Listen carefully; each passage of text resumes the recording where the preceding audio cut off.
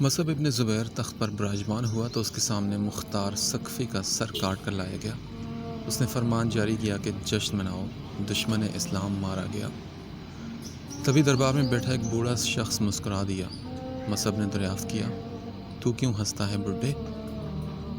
بوڑھے نے کہا، مجھے ماضی یاد آ گیا۔ مصعب نے اسے حکم دیا کہ تفصیل سے بتاؤ۔ تب بوڑھے نے بولنا شروع کیا، یہی دربار تھا، عبید اللہ ابن زیاد تخت پر بیٹھا تھا، حسین ابن علی رضی اللہ عنہ کا سر لایا گیا۔ ابن زیاد نے کہا کہ جشن مناؤ، دشمن اسلام مارا گیا۔ ہم نے جشن منایا۔ ایک بار پھر یہی دربار تھا، مختار ثقفی تخت پر بیٹھا تھا، ابن زیاد کا سر کاٹ کر لایا گیا تو مختار ثقفی نے کہا، جشن مناؤ کہ دشمن اسلام مارا گیا۔ ہم نے تب بھی جشن منایا۔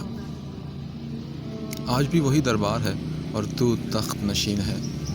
مختار ثقفی کا سر لایا گیا ہے اور تیرا حکم ہے کہ جشن مناؤ، دشمن اسلام مارا گیا۔ ہم آج بھی جشن منائیں گے، کل بھی یہی دربار ہوگا، پر یہ تو نہیں جانتا کہ تخت پر کون بیٹھا ہوگا۔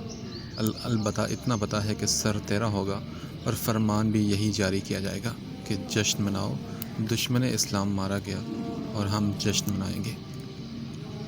اس بوڑھے کی پیشن گوئی کے عین مطابق کوفہ کے دربار میں عبد الملک بن مروان کے سامنے مصعب بن زبیر کا سر پیش کیا گیا اور اس نے جشن منانے کا حکم دیا تھا۔ کسی نے بوڑھے کی بات کا عبد الملک بن مروان کے سامنے ذکر کیا تو اس نے فوراً دربار کی عمارت کو گرانے اور دربار کو کوفہ کے کسی اور علاقے میں تعمیر کرنے کا حکم دیا۔